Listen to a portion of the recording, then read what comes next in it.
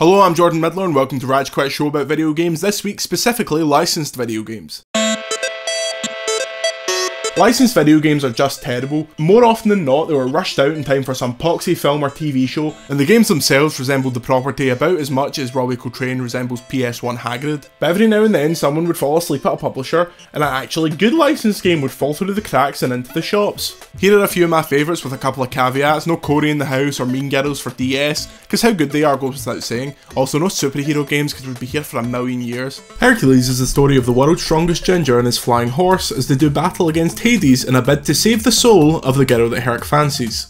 Disney games used to be so good, Disney films as well. Some people would have you believe that the Goofy movie is peak 90s Disney, but I'm here to tell you that it's Hercules, then, now and forever. Not only does the game have some of the best Disney songs crammed onto a PS1 disc, but it also found room for Danny DeVito. Although he's quite small, I can't imagine they took up that much disc space. While going the distance in this classic may only take an hour, it's an hour you'll smile throughout. My one last hope is that they stick it on the new consoles like some of the older Disney games. Maybe Disney will get around to remaking it after they're done with The Lion King. Danny DeVito's getting a bit old now though, so if they need someone to play Phil, my rates are reasonable.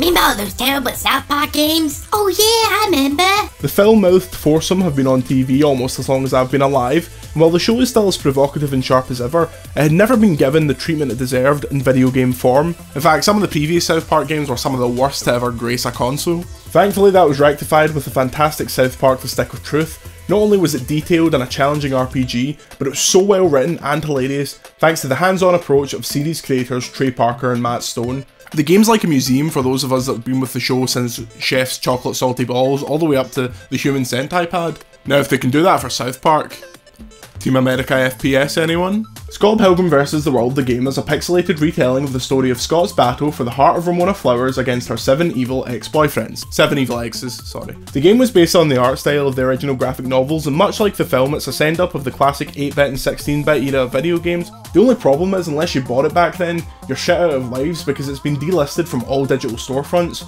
Series creator Brian Lee O'Malley has said that he's trying his best to get it back out there, but for now all you can do is sit and wait, maybe eat some bread. In fact, maybe not. Those are just 3 of my favourites, I'm sure you've got plenty yourself. Let me know in the comment down below. Until next time, I'm Jordan Midler. See you later.